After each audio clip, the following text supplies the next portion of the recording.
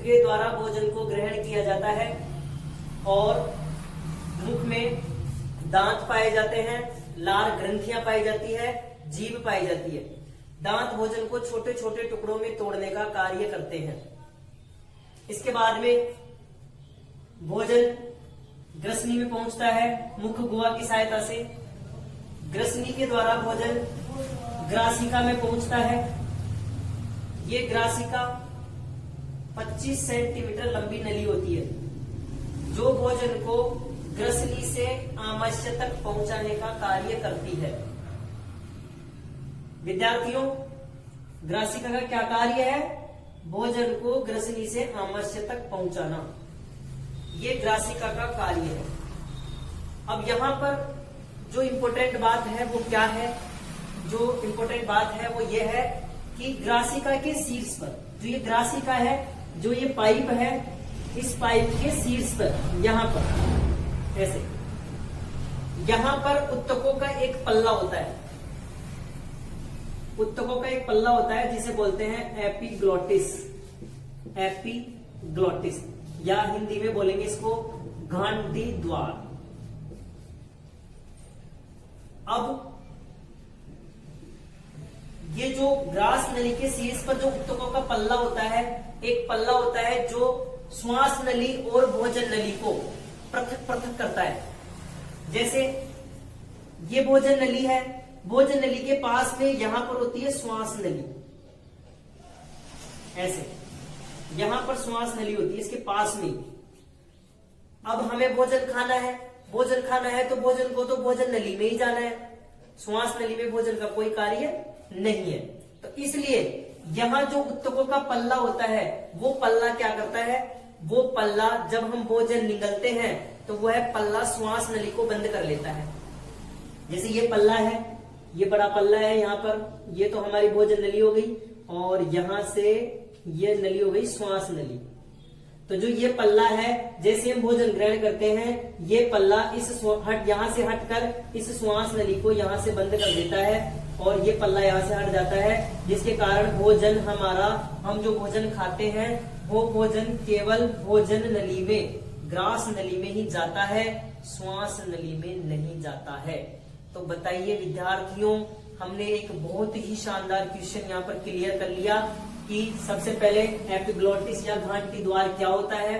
तो हम बताएंगे ग्रास नली के शीर्ष पर, ऊपर ही सबसे ऊपर ग्रास नली के शीर्ष पर उत्तकों का एक पल्ला होता है। जैसे हम मुंह खोलते हैं तो मुंह खोलते हैं तो इस मुंह के अंदर एक घंटी सी दिखाई देती है, आप चेक कर सकते हैं। जैसे मुंह खोलेंगे तो इस मुख के अंदर आपको एक छोटी सी घंटी सी दिखाई देती है, वो घंटी एपिग्लोटिस कहलाती है, घंटी द्वार कहलाती है। अब वो घंटी द्वार क्या काम करता है? जैसे हम भोजन निगलते हैं तो वह जो पल्ला है वो श्वास नली को बंद कर लेता है, जिससे भोजन केवल भोजन नली में जाता है, श्वास नली में नहीं जाता है। तो प्रश्न पूछा जाएगा आपको, एपिग्लोटिस या घंटी द्वार का क्या कार्य है? तो आप बताएंगे कि एपिग्लोटिस या घंटी द्वार भोजन को श्वास नली में जाने से रोकता है, ये इसका प्रमुख कार्य है। देखिए विद्यार्थी, इसके बाद में हम आगे बढ़ते हैं। ये 25 सेंटीमीटर लंबी नली भोजन को आमाशय में पहुंचाती है।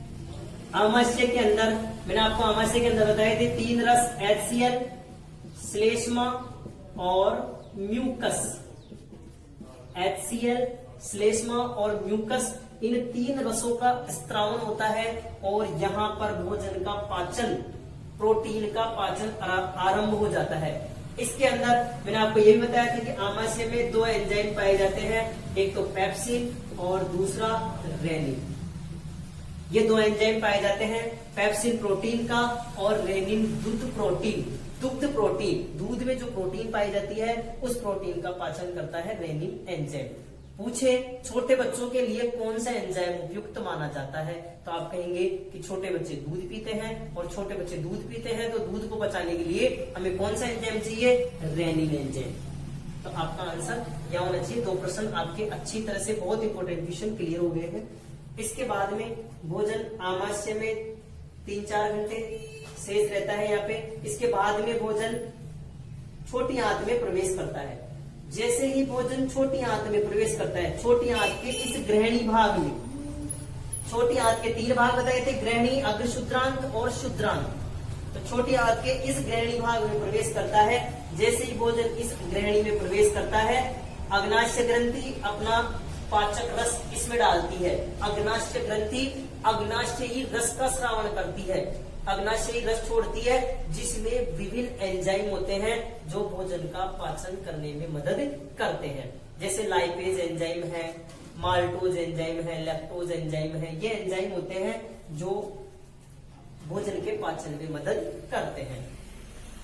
जैसे ही भोजन इस ग्रहणी भाग में आता है, अग्नाशय ग्रंथि अपना स्राव डालती है, यकृत ग्रंथि अपना स्राव डालती है, और छोटी आंत, जो ये छोटी आंत है, इस छोटी आंत की दीवारें भी, इस छोटी आंत की दीवारों से भी एक रस का स्रावण होता है, जिसे हम बोलते हैं आंत्रीय रस। मतलब यहां इस भाग में 3 रसों का स्रावण हो रहा है। कैसे? अग्नाशय ग्रंथि ने अपना स्राव डाला पाचन करने के लिए, यकृत ग्रंथि ने अपना स्राव डाला, छोटी आंत खुद एक स्राव छोड़ती है, तो 3 प्रकार के स्राव मिलकर यहां पर भोजन का पाचन करते हैं।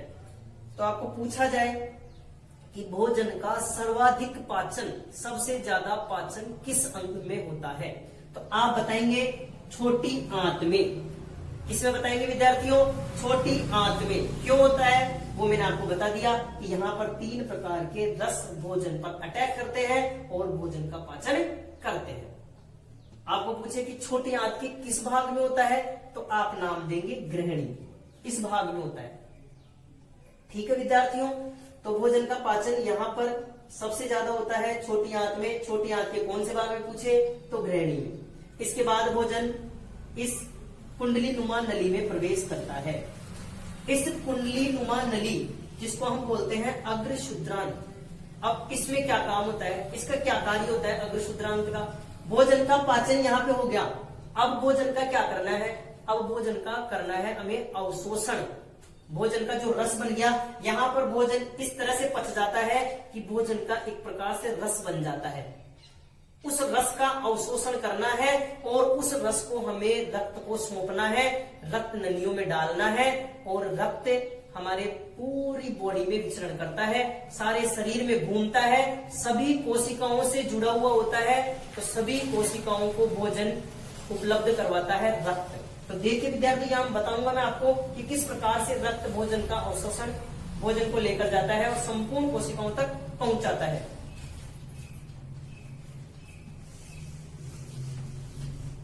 देखिए विद्यार्थियों, यहाँ पर हो गया पाचन, सर्वाधिक पाचन। अब हम लेते हैं अग्रशुद्रांत। ये जो अग्रशुद्रांत, जो ये नली है, ये इस तरह की जो नली है, इस नली में किस तरह से पाचन अवशोषण होता है। तो ये नली, इस नली के अंदर ऐसे छोटे छोटे छोटे छोटे रसांकुर पाए जाते हैं। रसांकुर, रस को चूसने वाले बोल सकते हैं, रस को अवशोषित करने वाले बोल सकते हैं। कि यहां पर जो रस बन गया भोजन का, बिल्कुल भोजन पहले क्या होता है, बहुत जटिल अवस्था में। जैसे मैंने रोटी खाई, मैंने ग्रास खाया, तो ग्रास का अवशोषण थोड़ी होगा। ग्रास ऐसा तो है नहीं कि ग्रास को रक्त लेके सभी कोशिकाओं तक पहुंचा देगा। एक भोजन के ग्रास को सभी कोशिकाओं तक पहुंचा देगा। अब रक्त का खुद का माध्यम कैसा होता है, द्रव माध्यम में होता है, और वो द्रव को ही क्या कर सकता है, अवशोषित कर सकता है, द्रव को ही अपने अंदर घोल सकता है। तो हमें क्या बनाना है, रक्त द्रव अवस्था में है और हमें भोजन का भी रस ही बनाना है। तो वो जो रस बनेगा भोजन का, वो रस रक्त में मिल जाएगा और रक्त उस रस को लेकर संपूर्ण शरीर, हमारे शरीर की सभी कोशिकाओं तक पहुंचा देगा।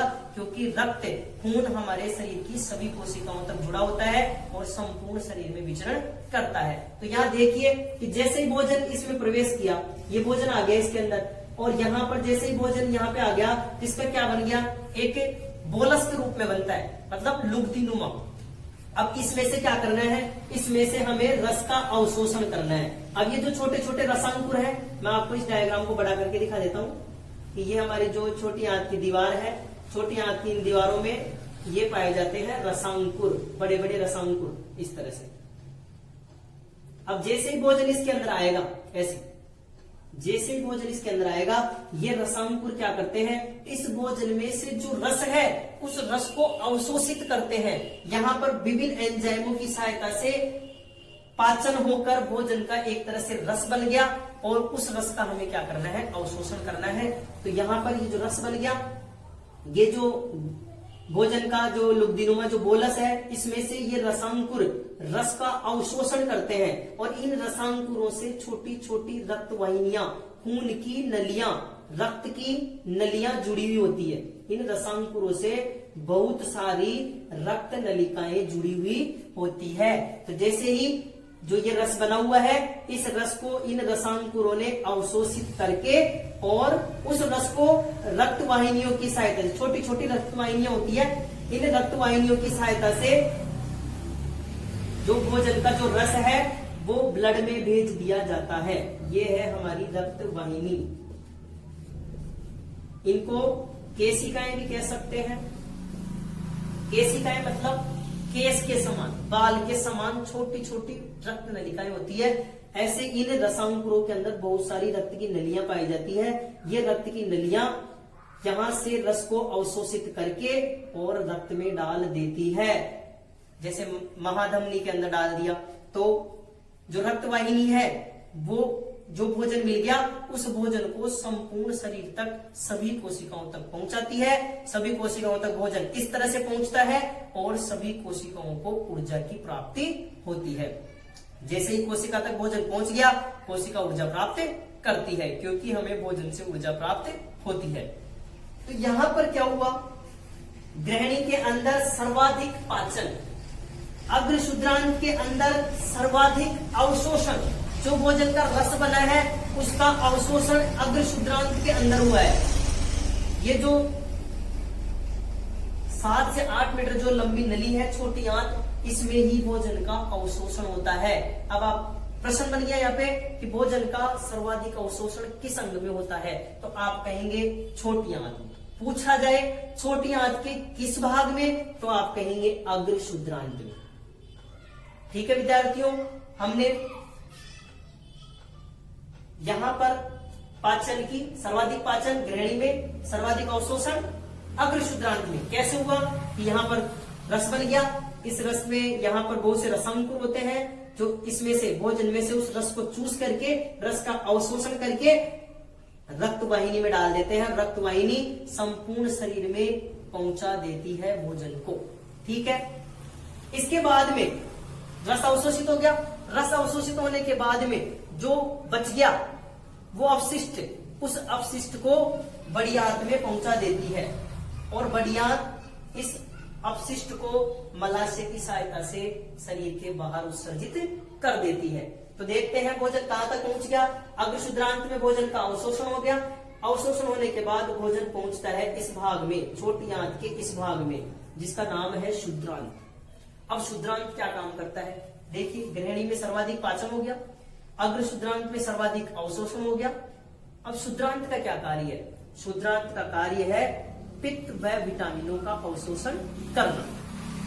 यकृत ग्रंथि जो पित्त रस छोड़ती है, यकृत ग्रंथि एक रस छोड़ती है जिसका नाम है पित्त रस। और भोजन में जो विटामिन होते हैं, विटामिन, इन विटामिनों का और इन पित्त रस का अवशोषण कहां होता है, शुद्रांत में। तो एक प्रश्न यहां पर यह भी बन गया कि पित्त लवण और पित्त रस या विटामिनों का अवशोषण कहां होता है, तो हम बताएंगे शुद्रांत में, छोटी आंत के शुद्रांत भाग में। अब भोजन इस शुद्रांत की सहायता से इस बड़ी आंत में पहुंचता है। जो ये उल्टे यू आकार की जो ये नली है, इस नली में पहुंचता है। अब इस नली में भोजन पहुंचता है तो सबसे पहले बड़ी आंत के जिस भाग में पहुंचता है उस भाग का नाम है अंधनाल। अंधनाल। अब अंधनाल के अंदर क्या होता है, अंधनाल के अंदर एक अंधनाल के प्रथम सिरे पर ये अंधनाल, ये वाला जो भाग है, ये वाला भाग अंधनाल कहलाता है। इसको किस तरह से डिफाइन करेंगे, हम डिफाइन करेंगे कि बड़ी आंत का, ये बड़ी आंत का भाग है, बड़ी आंत का वह भाग जो छोटी आंत के शुद्रांत भाग से जुड़ा होता है अंधनाल कहलाता है। अंधनाल के अंतिम सिरे पर, ये जो प्रारंभिक सिरा है जहां से स्टार्ट हो रही है, यहां से इस सिरे पर एक नली के आकार का अंग निकला रहता है। अब ये अंग क्या काम करता है? अंगनाल के अंतिम सिरे पर एक नली के आकार का अंग निकला रहता है, जिसे हम बोलते हैं कर्मी रूपी परिशेषिका। यहाँ पर एक नली के समान, इस तरह से नली के समान एक अंग निकला रहता है, जिसका नाम है कृमि रूपी परिशेषिका। कर्मी रूपी परिशेषिका, और इंग्लिश में इसे बोलते हैं अपेंडिक्स। अपेंडिक्स। अब ये क्या काम आती है? तो विद्यार्थियों, ये कोई काम नहीं आती है, इसका कोई कार्य नहीं है। इसे हम बोलते हैं अवशेषी अंग। क्या बोलते हैं विद्यार्थियों? अवशेषी अंग। अवशेषी अंग। अब आपको पूछा जाए अवशेषी अंग क्या होते हैं? ऐसे अंग जो हमारे शरीर में तो है, लेकिन शरीर में इनका कोई कार्य नहीं है, इन्हें हम अवशेषी अंग कहते हैं। तो आप बता सकते हैं, आपको पूछे अवशेषी अंग किसे कहते हैं, किन्हीं दो अवशेषी अंगों के उदाहरण दीजिए। तो आप कहेंगे कि वे अंग जो हमारे शरीर में होते हैं परंतु हमारे शरीर में कोई कार्य नहीं करते, ऐसे अंगों को अवशेषी अंग कहते हैं। तो एक अवशेषी अंग तो ये हो गया, कृमि रूपी परिशेषिका, जिसको अपन अपेंडिक्स भी बोल सकते हैं। और दूसरा अक्कलदाढ़। अक्कलदाढ़। अक्कलदाढ़ क्या होती है? अक्कलदाढ़।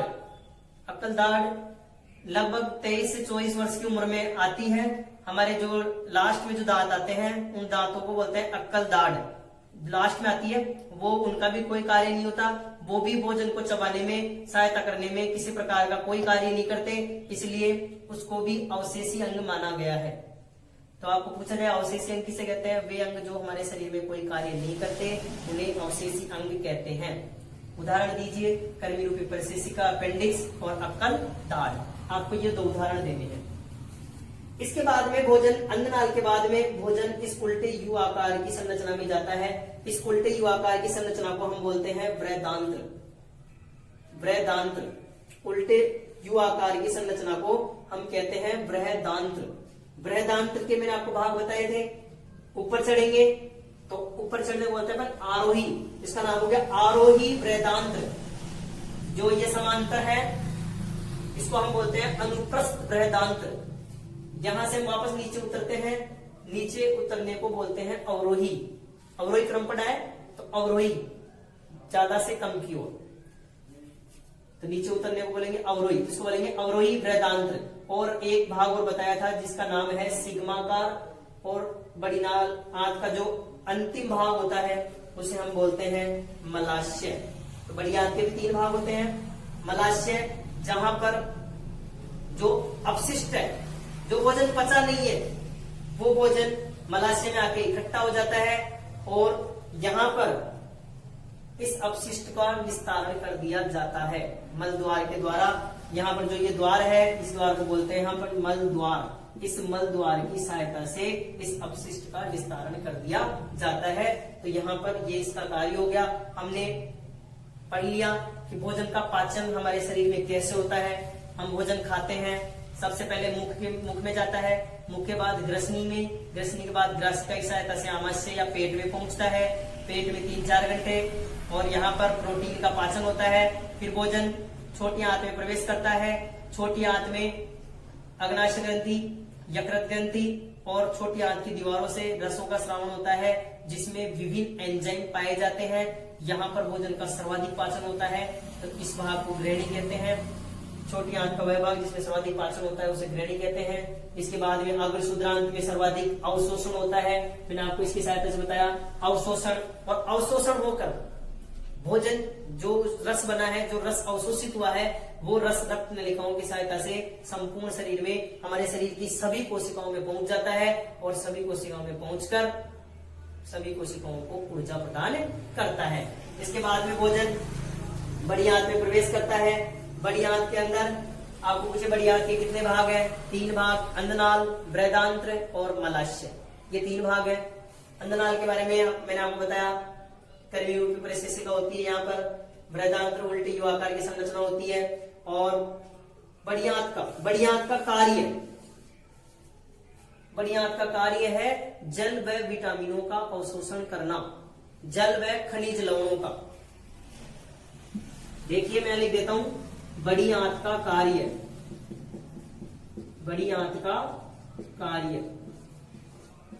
जल व खनिज लवणों का अवशोषण करना, यानी जो भोजन पचा नहीं है उस भोजन में जो जल है, वाटर, और जो ये खनिज लवण बच गए हैं उनका अवशोषण करने का कार्य बड़ी आंत का होता है। दूसरा कार्य अपशिष्ट का निस्तारण करना, ये भी बड़ी आंत का ही कार्य है। पूछा जाए आपको बड़ी आंत के दो कार्य लिखिए, जल व खनिज लवणों का अवशोषण करना और जो अपचित भोजन है उसको मलाशय के द्वारा बाहर उत्सर्जित करना या अपशिष्ट का निस्तारण करना, ये कार्य हो गया बड़ी आंत का। तो हमने पाचन के अंदर पढ़ा क्या, पाचन तंत्र के अंदर क्या पढ़ा, पाचन तंत्र के अंदर हमने पढ़ा कि हमने भोजन खाया, उस भोजन का विभिन्न एंजाइमों की सहायता से उस भोजन का रस बना और उस रस का अवशोषण हुआ, रस को रक्त वाहिनियों के द्वारा शरीर के सभी अंगों में पहुंचाया गया। यानी हमें मुख्य रूप से करना क्या है, इसमें हमें मुख्य रूप से भोजन का रस बनाना है। जैसे ही भोजन का रस बन जाएगा, विभिन्न एंजाइमों की सहायता से भोजन का रस बन जाएगा, तो उस रस को हम अवशोषित करके रक्त वाहिनियों में डाल देंगे और रक्त वाहिनियां संपूर्ण शरीर में हम जो भोजन खाएंगे उस भोजन को संपूर्ण शरीर में पहुंचा देगी और संपूर्ण कोशिकाओं को, शरीर की सभी कोशिकाओं को ऊर्जा की प्राप्ति हो जाएगी। तो इस तरह से हमें यहाँ पर ये पढ़ा। तो मैं आपको पाचन की परिभाषा बताता हूं कि पाचन होता क्या है, पाचन में हमने किया क्या है। आपको इतना याद रखना है कि पाचन में हमें केवल भोजन का रस बनाया है। किसकी सहायता से बनाया है? एंजाइमों की सहायता से, विभिन्न एंजाइमों की सहायता से हमने भोजन का रस बनाया है। भोजन को सरल अवस्था में बनाया है, घुलनशील अवस्था में बनाया है। घुलनशील का मतलब ताकि रक्त में आसानी से घुल जाए और रक्त संपूर्ण शरीर में भोजन को पहुंचा दे। तो परिभाषा क्या हुई पाचन की? सरल व घुलनशील अवस्था में बदलने की क्रिया को पाचन कहते हैं। दोबारा बताता हूं आपको, हमने भोजन खाया, क्या बनाया? रस। किसकी सहायता से? एंजाइमों की सहायता से। रस क्यों बनाया? रस का मतलब है सरल व घुलनशील। सरल अवस्था में बदल गया भोजन। हमने रोटी का इतना बड़ा टुकड़ा खाया और उसको बिल्कुल छोटे छोटे टुकड़ों में तोड़ते हुए बिल्कुल उसका रस बना दिया ताकि वो रक्त में आसानी से घुल जाए और बिल्कुल सरल अवस्था में बदल जाए। तो ठीक है, तो विद्यार्थियों में आपको पाचन की परिभाषा लिखवा रहा हूं कि विभिन्न एंजाइमों की सहायता से भोजन को सरल व घुलनशील अवस्था में बदलने की क्रिया को पाचन कहते हैं। तो देखिए विद्यार्थियों,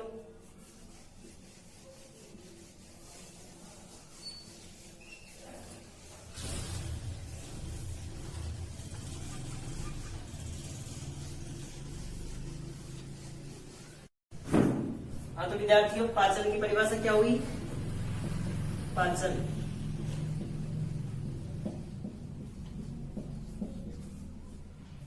विभिन्न एंजाइमों की सहायता से, एंजाइमों की सहायता से भोजन को सरल व घुलनशील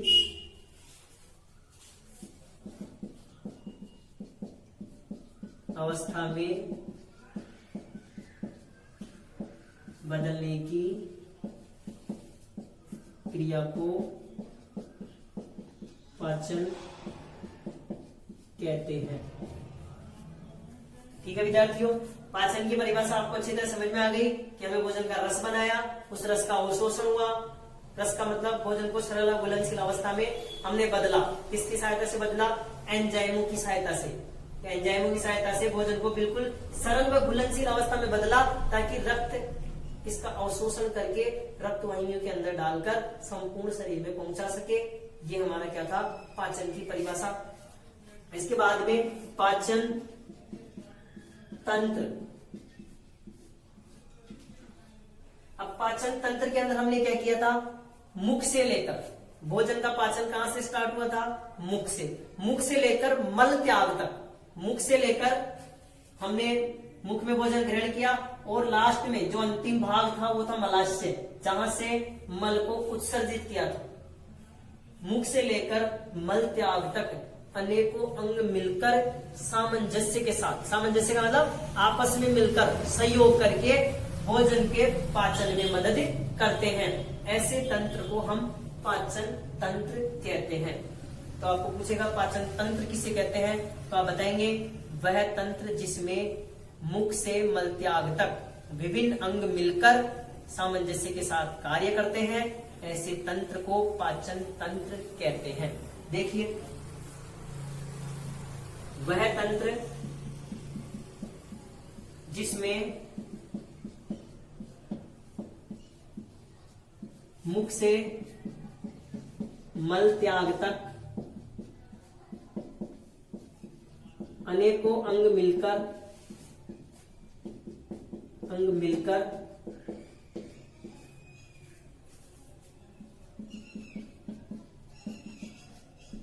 सामंजस्य के साथ कार्य करते हैं।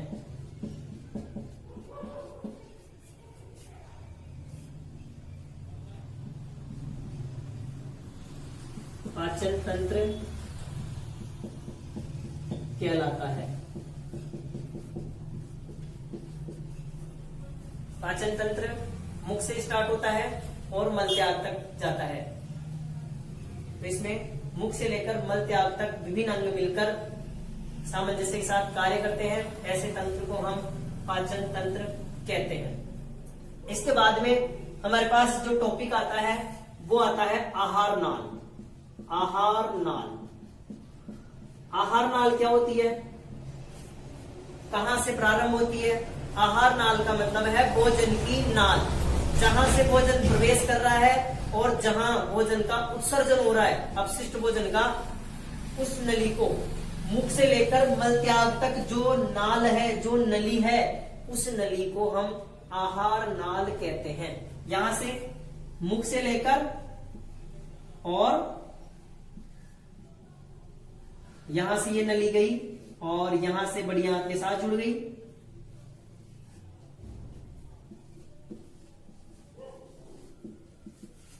यहां से मुख से लेकर मल त्याग तक, ये एक नली है, देखो ये नली है, ये नली इस तरह से जा रही है। तो मुख से लेकर मल त्याग तक जो नली होती है, इस नली को हम बोलते हैं आहार नली, भोजन की नली। इसी नली में भोजन गति करता है। ठीक है विद्यार्थियों, इस नली की लंबाई होती है 8 से 10 मीटर। आपको पूछे आहार नाल क्या होती है? मुख से लेकर मल त्याग तक भोजन जिस नली में गति करता है, उस नली को आहार नाल कहते हैं। आहार नाल की लंबाई कितनी होती है? 8 से 10 मीटर लंबी। अब आपको यहां पर कंफ्यूज नहीं होना है कि सर ने पहले तो 7 से 8 मीटर बताया था। 7 से 8 मीटर मैंने आपको बताया था छोटी आंत की लंबाई। छोटी आंत की लंबाई कितनी होती है? 7 से 8 मीटर। ये लगभग 7 से 8 मीटर लंबी नली, ये जो कुंडलीनुमा नली होती है, छोटी आंत वाली नली होती है, और पूरी लंबाई आहार नाल की जो लंबाई होती है 8 से 10 मीटर तक होती है। तो मैं आपको आहार नाल की परिभाषा, आहार नाल के कार्य बताता हूं कि आहार नाल का काम क्या है, क्या कार्य करती है। तो कार्य हमने अच्छी तरह से पढ़ लिया है कि सबसे पहले ये आहार नाल भोजन का पाचन करती है। इस नली में भोजन का पाचन होता है, यहाँ पाचन होता है, यहाँ अवशोषण होता है, और यहाँ भोजन को निस्तारित कर दिया जाता है, अपशिष्ट भोजन का निस्तारण कर दिया जाता है। तो यहाँ पर 3 कार्य हो गए आहार नाल के। क्या क्या कार्य हुए? पहला कार्य भोजन का पाचन करना, दूसरा कार्य पचे हुए भोजन का अवशोषण करना, तीसरा कार्य भोजन को मुख से लेकर मल त्याग तक पहुंचाना। जहां से भोजन को मुख से लेकर मल त्याग तक पहुंचाती है आहार नाल। तो आहार नाल के 3 कार्य हो गए जो मैं आपको लिखता हूं यहाँ पे।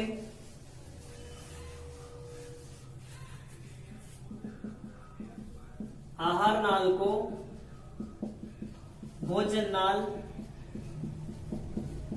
या पोषण नाल भी कहते हैं। पोषण नाल भी कहते हैं।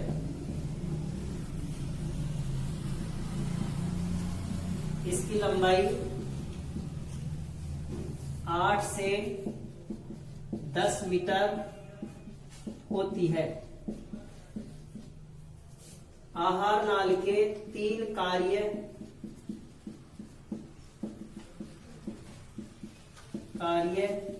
निम्न है। आहार नाल के क्या क्या कार्य हो गए? पहला कार्य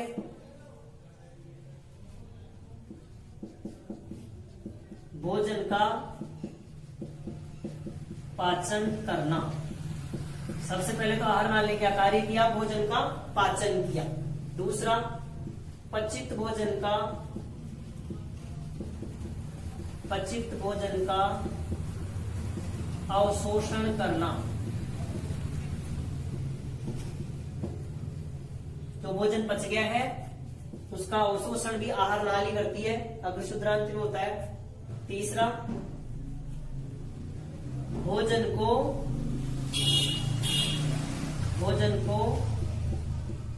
मुख से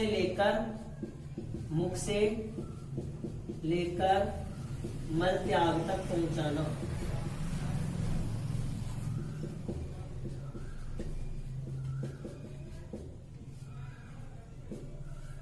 ये क्या हो गए? आहार नाल के 3 विभिन्न कार्य हो गए। आज के लिए इतना ही विद्यार्थियों। नेक्स्ट वीडियो में हम पाचन ग्रंथियों के बारे में और पाचन तंत्र के विभिन्न अंगों के बारे में विस्तार से अध्ययन करेंगे। जय हिंद, जय भारत।